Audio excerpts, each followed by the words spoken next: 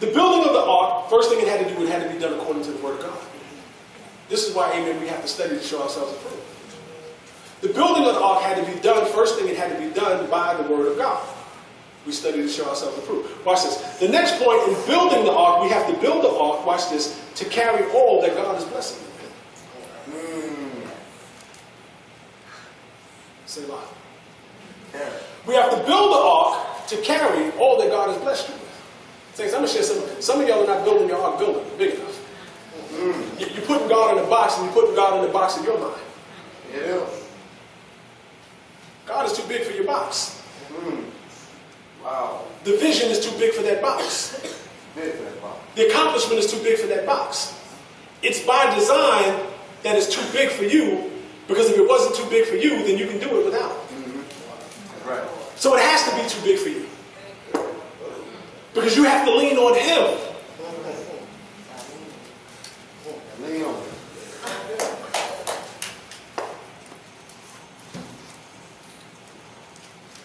You have to lean on Him to accomplish this task.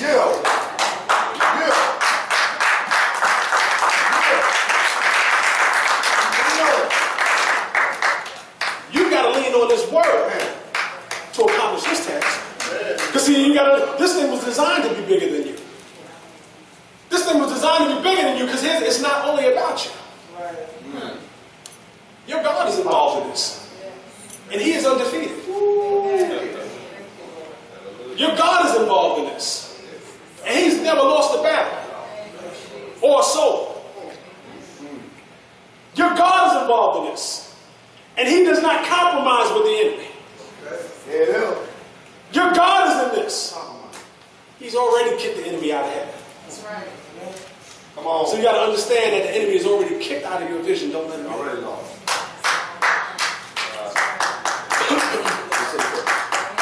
The next point about building the ark I want to make is this. In building the ark, it was built in a location that was not designed for its travel. Let me say that again. In building the ark, it was built in a location that was not designed for its... Watch this. Noah wasn't near the ocean when he built this. But he was building a ship that required water to float on. That's right. In fact, he had to build it in a dry place. Dry place. Let me say that over here.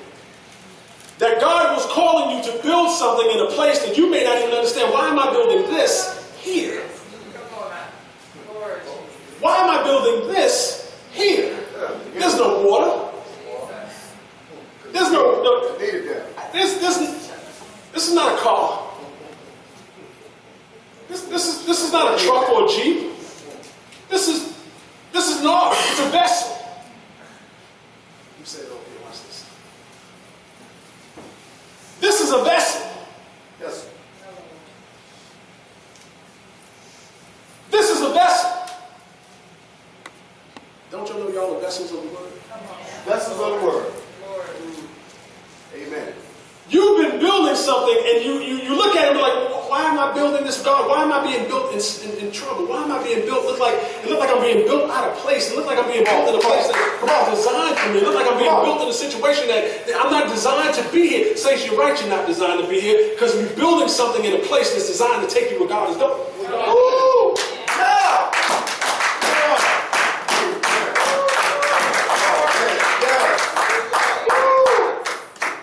And you're worried about the means. Well, how am I going to get there? Well, if you don't have the truck to pull this joker, guess what? Then God got to create a situation in order for this thing to float to where He's going to have it float. Woo! Yeah. That's good. That's good. Yeah. So you've been building something in a location does not seem, amen, that's conducive for this thing to travel when it's time to go. Watch this. Yes. Wow. So you're building in a place designed to take you somewhere. Yes. So you're building right now this vessel in a place designed to take you somewhere. You're building this vessel designed to take you somewhere. And it may not look like, how am I going to get this thing from here to there? But God told you to do it, so he's going to create the conditions for it to get there. Amen. God told you to do it, so he's going to create the conditions for you to get there. So I'm going to share something with you. When you read, amen, about Noah, it wasn't just the rain. God caused the fountains to come up. Yes, amen. Wow. That's right. It wasn't just the rain coming down. God caused the fountains also to come up. God didn't just fill the earth with rain. God broke the fountains and shot the water up as well. That while they never seen rain before, and never experienced this thing before, God created conditions, amen, where it's not just raining, amen. God said, let me break forth the water in a dry place. Let me break forth the water, amen, where things are not flowing. Let me sit, amen, a flow of my word, a flow of my spirit, a flow of my blessings, and a place, amen, to carry you where you've been called to go. Another point I want to make about building the ark. Another thing about building the ark is this. When you build a vessel, you have to build a vessel, watch this, that's seaworthy.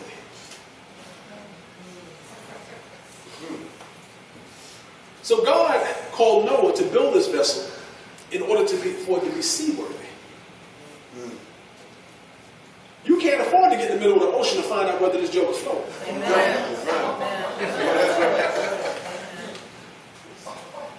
We are in the middle of the sea with sharks and whales, barracuda, and all kinds of stuff out there, and we don't know whether it's float or not. But so you got to understand, when God built it here, he know it would be worthy over there. See, God is calling you to build something here that he knows is going to be worthy down the line. He knows it's going to stand the test of time. See, so you got to understand something. While it rained 40 days and 40 nights, watch this, water was on the earth for 150 days. That's right. That's right. And then God sent a wind Wow. to dry it all up. All right. So it wasn't just the 40 days and 40 nights, amen, in the rain. It was another 150 days of floating on water. Wow. So you got to understand something, that when Noah built this thing, in the time frame that he built it, you got to look at the amount of time that it took to build. Noah could have easily talked himself out and said, God, it's another year and I'm still building this thing, and I've not seen this rain yet. God, it's another year and watch this. God, it's been a decade and I'm building this thing, and I've not seen this thing come to pass. God, it's another decade and I'm building this thing, and I've not seen it come to pass. God, here we are in another decade and I'm still building this thing, and I've not seen it come to pass yet. But watch this. Lo and behold, now the rain comes in. God says, in 7 days, I'm going to cause the rain to come. Wow. Because the vessel was not worthy. God patiently waited on him. We didn't hear right. So let me share something with you. We walk by faith and not by sight. God has already provided the answer. That's right. All you have to do is keep going. And keep doing what God has called you to do. God is patiently waiting on you. Even when you get off track and say, well, Pastor, I got tired. You get back on track. Even when you get off, say, Pastor, I got distracted. Well, get off track, get back on track. Back on track. I'm going to say, when God makes a promise, watch this, as long as you're walking with God and you turn your heart back to God, God did not forget the promise he had for your life. Amen. God does not, watch this, he does not throw away, unless you decide that I'm just not going to do it at all. God, I don't want to, when you decide, God, I'm just not going to follow you at all. That's when God says, okay, I'll find some troubles. That's right. But when God gives you a promise, as long as you're working at this thing daily, and it may be a decade, but it's not this season. This is not that season for long extended periods of time. That's right. You see, I didn't say God waited on Noah. Watch this. So you got to see what the Bible says about it. It said Noah worked with fear. I don't know, y'all ever have a boss that micromanages you? I mean, Stan, you didn't do that right, you didn't do this right, you didn't do that right, you didn't do this right. So the next job you got to do for that boss is like, wait a minute, let me make sure I cross every T and dot every I, and make sure, let me break out dictionaries, let me make sure I have my measurements right. You want to make sure that when you hand this project in, that it's done correctly. He worked with fear to make sure that nothing was left undone.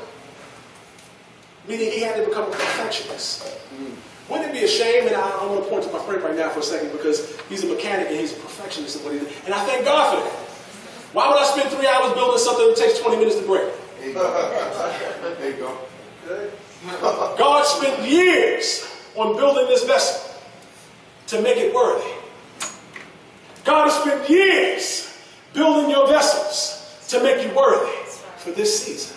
God has spent years building these vessels to make you worthy for this blessing. God has spent years and He waited on you for this time, for this understanding, for this wisdom, for this moment to make you worthy for this blessing that He has for your life right now. Thank you, Lord. God had to make it seaworthy.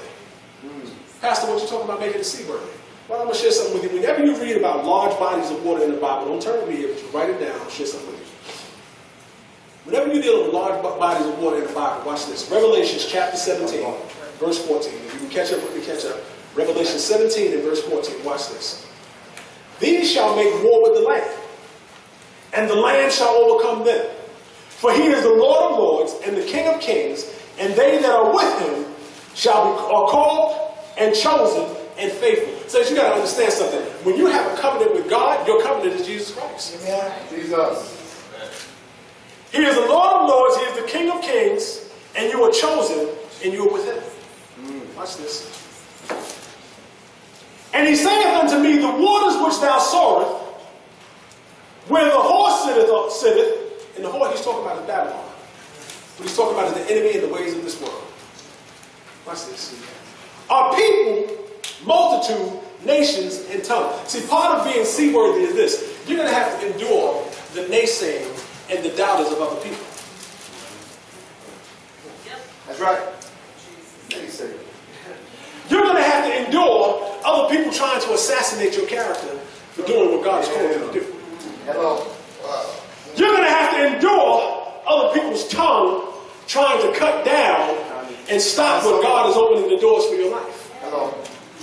You're going to have to endure maybe even multitudes of people chiming in, well, yeah, I didn't like them either, and I don't like them either, and I don't like them either. Yeah. But so you got to understand something. Even when the world don't like you, it's fine because God loves you. Amen. Woo!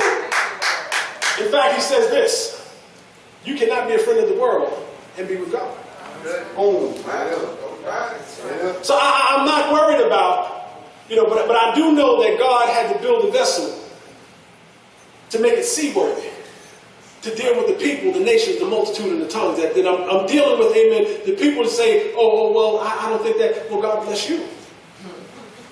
I trust my Lord. Amen. I know y'all have had to endure some people's tongues, and some people, sometimes you went someplace and you sought that loan, and this loan officer said no, and the next loan officer said no, and the next loan officer may say no, but God is just waiting for you, amen, to walk by faith and continue, amen, because He has to teach you some things along the way to know that God is going to open that door in time that the fifth loan officer, amen, the loan officer of grace, amen, will say, yes, we understand the vision.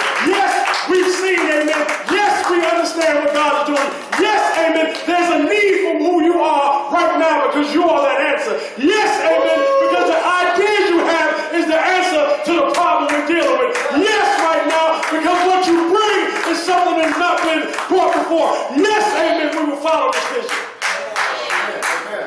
Amen. God had to make you seaworthy. Seaworthy. He had to make you so that, like Peter, when you're walking on the water toward Jesus, that the noise of the storms don't take you under. The Bible says that when Peter heard the storm, when he heard the thunder, that he began to sink. I don't know about y'all, but every time I got in the pool, I just dropped like a rock. And I could swim, but I didn't begin to sink. The only thing that begins to sink is a vessel. And how does a vessel begin to sink? Unless there's a crack in the hull. What would cause a crack in the hull? A break in my faith. Break in the faith. But if my faith is strong enough to endure the noise, that's all it is noise. That's all it is noise. If my faith is strong enough to endure the noise, then it won't begin to sink. That even in the midst of the storm and with all the noise going on around it, I'm not going under. Even though all the naysayers may say that no, you're not, and you don't have, but what they don't see is the God that you walk with. What they they don't see amen as the blessing that God has given you for your life, amen. Watch this. And what they really can't see, watch this, is where God is taking. Amen. Because if they can see it, they would have jumped on the vision as well. Amen. Amen. See, the vision that God has given you, amen, is not for everybody Surely. to see in advance. But it's for them to see the manifestation. It's not for them to see in advance. You have to know that Noah had to go through the mouths of people. Man, why are you building that thing? God told me to. Oh, it's been 10 years, man. How come it's not done yet? God told me to do it. It's been 20 years and it's not done yet. How come? God told me to do it. It's been 30 more years and how come you're still building this thing? Because God told me to do it. Wow. Look at that. Look at that. You know, and so you have to understand that whenever you are making yourself in His, God is making you seaworthy. He's designing you to float on the storms. A 40-day, 40-night storm. My father was a merchant marine in World War II, and he used to tell me stories of how, and I've never been out there to see it, but he used to tell me sometimes how water goes up in the air. He said sometimes you just see a funnel just shoot straight up in the air to a cloud. He said sometimes, he said, they was on the ship, and he said sometimes the ship, the storms would be so rough, he said it felt like sometimes a ship was dropped 12 stories high and hit the water. Bang! Wow. Could you imagine the strength of the water that can lift a ship and then drop it?